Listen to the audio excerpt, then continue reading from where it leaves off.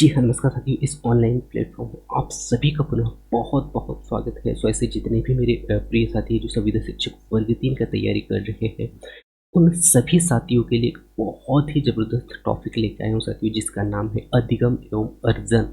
और अधिगम एवं अर्जन एक ऐसा टॉपिक है साथियों जिसके क्वेश्चन आपको हर एक सब्जेक्ट में देखने को मिलेंगे, वो चाहे ईवीएस हो या फिर मैथ्स हो या फिर आपका कोई भी लैंग्वेज का सब्जेक्ट हो।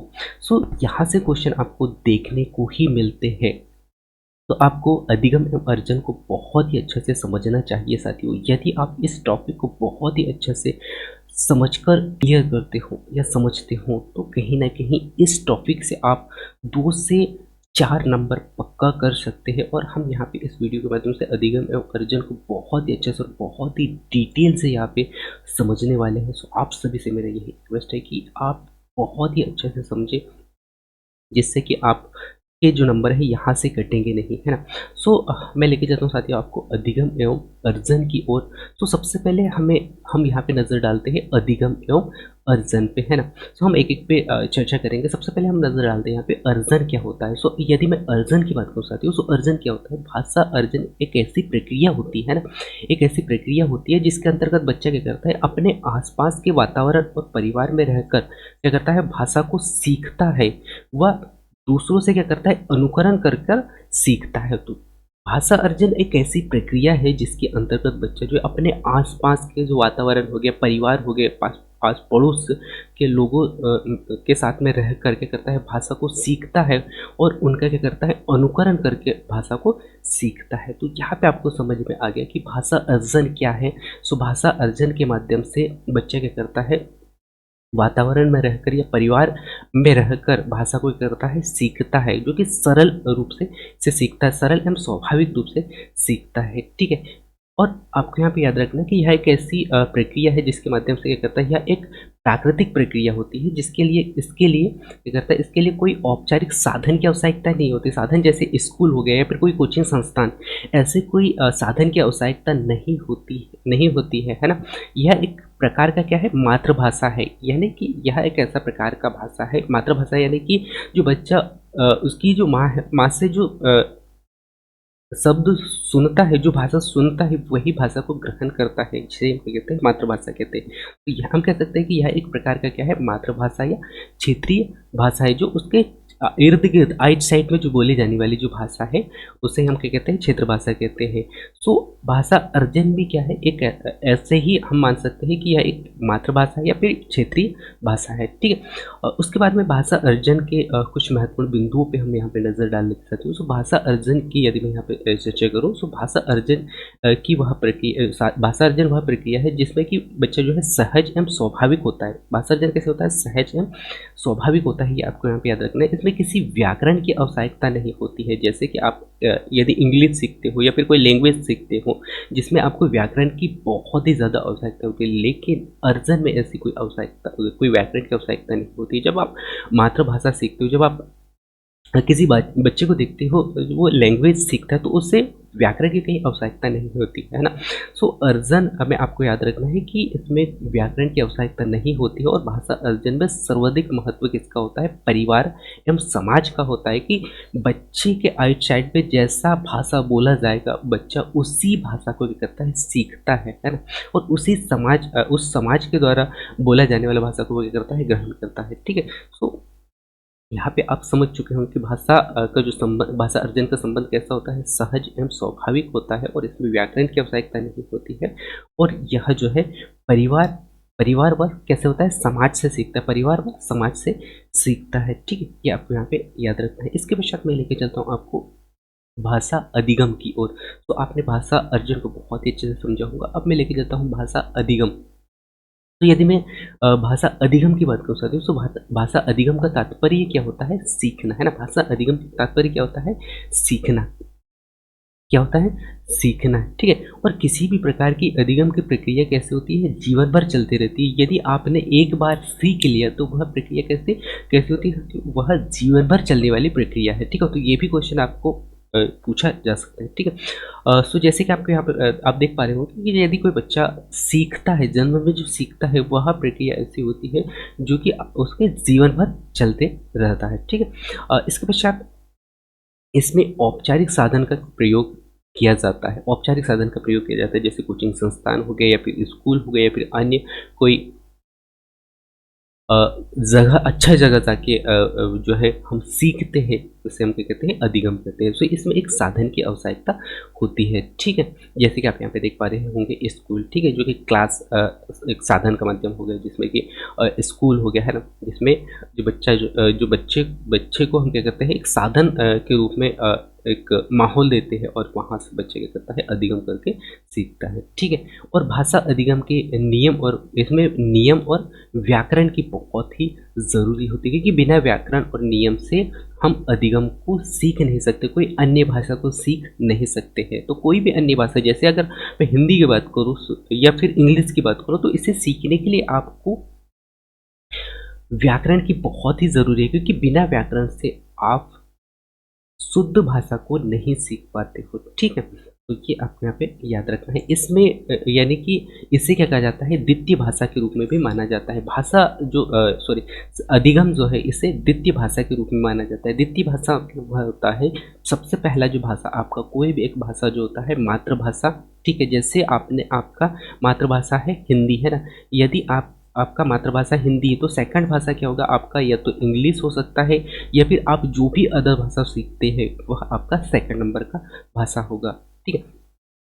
तो यह जो अधिगम जो है, अधिगम द्वितीय भाषा के रूप में जाना जाता है, ठीक है।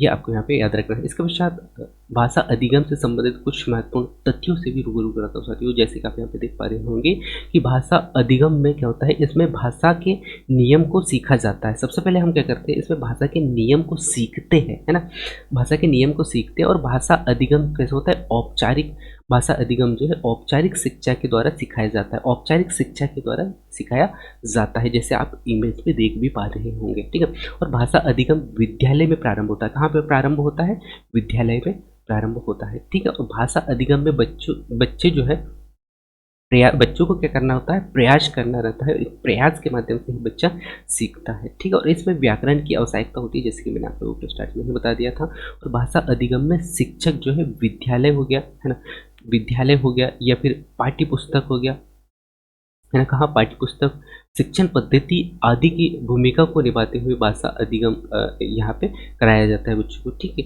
ये आपको यहाँ पे याद रखना है। इसके पश्चात मैं लेके चलता हूँ भाषा अधिगम के प्रकार की ओर, है ना। सो कौन कौन से प्रकार होते हैं, सो सबसे पहला होता है साथियों क्रियात्मक अधिगम, है ना। कौन सा होता है, क्रियात्मक अधिगम। और इसमें क्या होता है, क्रियात्मक अधिगम में सीखने के लिए क्रियाओं के स्वरूप और क्रियाओं की गति पर ध्यान दिया जाता है, ठीक है। तो सबसे पहला प्रकार आपको यहाँ पे याद रखना है कि जो अधिगम, क्रियात्मक अधिगम में क्या होता है, क्रियात्मक अधिगम में सीखने की प्रक्रिया जो होती है ना, सीखने के लिए क्रियाओं के स्वरूप और क्रियाओं की गति पर क्या किया जाता है, ध्यान दिया जाता है, ठीक है। और शाब्दिक या वाचिक अधिगम, यह क्या होता है, सेकंड प्रकार है इसका, शाब्दिक या वाचिक अधिगम। सो यदि मैं शाब्दिक या वाचिक अधिगमों की बात करूँ, तो शाब्दिक या वाचिक अधिगम अधिगम या सीखने में संकेत, इसमें सीखने में संकेत हो गया, चित्र हो गया, शब्द हो गया, अंक इत्यादि के माध्यम से बच्चे सीखते हैं, ठीक है। तो जैसे कि आप यहाँ पे देख भी पा रहे होंगे, ठीक है। और इसके बाद में विचारात्मक अधिगम होता है। सो विचारात्मक अधिगम क्या है, सो विचारात्मक अधिगम के अंतर्गत व्यक्ति जो है समाज में रहकर, कहाँ, समाज में रहकर दैनिक जीवन के अनुभवों को देखकर यह क्या करता है, सुनकर सीखता है। दैनिक जीवन के अनुभवों को देखकर या सुनकर सीखता है, ठीक है। ये आपको यहाँ पे याद रखना है। इसके बाद में भाषा अधिगम एवं अर्जन के संदर्भ में कुछ विद्वानों ने अपने अपने विचार, अलग अलग विचार रखे, अलग अलग मत रखे हैं।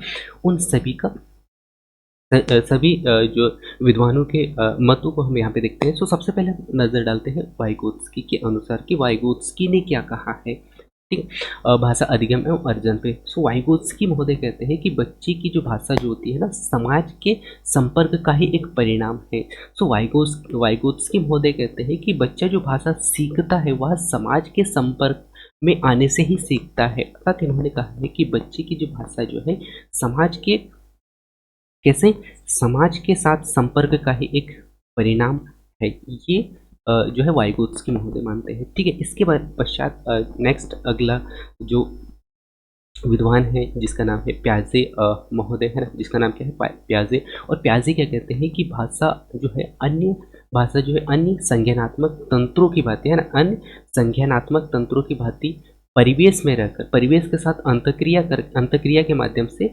विकसित होता है। अर्थात इन्होंने अलग मत रखा है यहाँ पे, और ये कहते हैं कि जो भाषा जो होता है अन्य संज्ञानात्मक तंत्रों के माध्यम से संज्ञानात्मक तंत्रों की भांति परिवेश में रहकर वह जिस क्षेत्र में, यानी कि जैसे माहौल में रहता है उसके साथ में जो भी जैसे इंटरेक्ट करता है, अंतक्रिया करता है ना, अंतक्रिया करता है, जैसे कि आप यहाँ पे देख पा रहे हो, अंतक्रिया के माध्यम से ही भाषा का क्या कर पाता है, विकास कर पाता है। ठीक है, तो ये आपने देखा, जैसे कि आप यहाँ पे देख भी पा रहे होंगे इमेज में, अलग अलग जैसे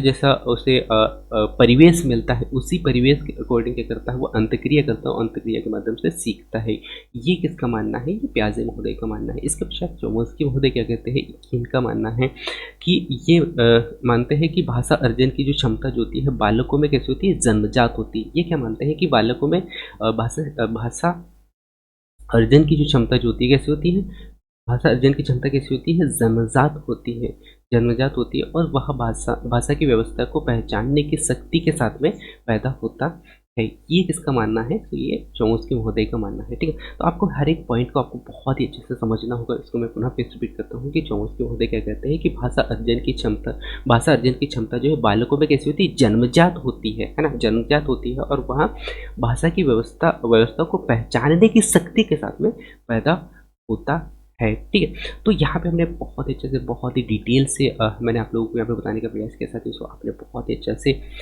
इसे समझा होगा। और भाषा अधिगम एवं अर्जन के संबंध में कुछ अलग अलग वैज्ञानिकों ने यहाँ पे मत रखा है, अलग अलग विद्वानों ने मत रखा है, उसको मैं पुनः फिर रिपीट कर दूँ क्योंकि यहाँ से क्वेश्चन डायरेक्टली आपसे पूछे जाते हैं। वाइगोत्स्की महोदय क्या कहते हैं, वाइगोत्स्की कहते हैं कि बच्चों की भाषा जो है समाज के साथ संपर्क का ही एक परिणाम माना है इन्होंने, है ना।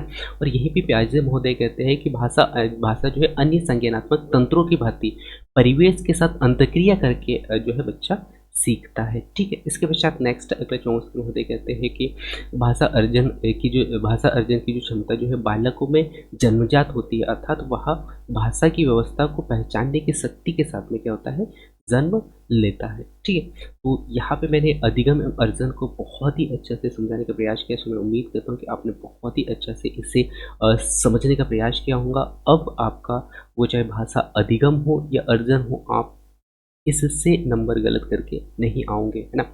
और ऐसे ही मैं छोटे छोटे टॉपिकों से मैं आप लोगों को रूबरू कराते रहूँगा।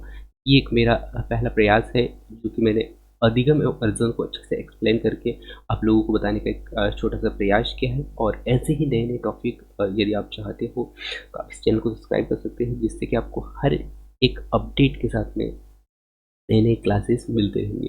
और इसका कंप्लीट पीडीएफ इसी वीडियो के डिस्क्रिप्शन में मिलेगा, सो वहाँ से जाके आप डाउनलोड करके इसको पुनः फिर से उसका रिवीजन कर सकते हैं साथ में, जिससे कि आपका जो भी डाउट होगा वो क्लियर हो जाएगा। ठीक है, so thank you, thanks for watching. साथ ही मिलते हैं अगली महत्वपूर्ण क्लास में, तब तक जय हिंद।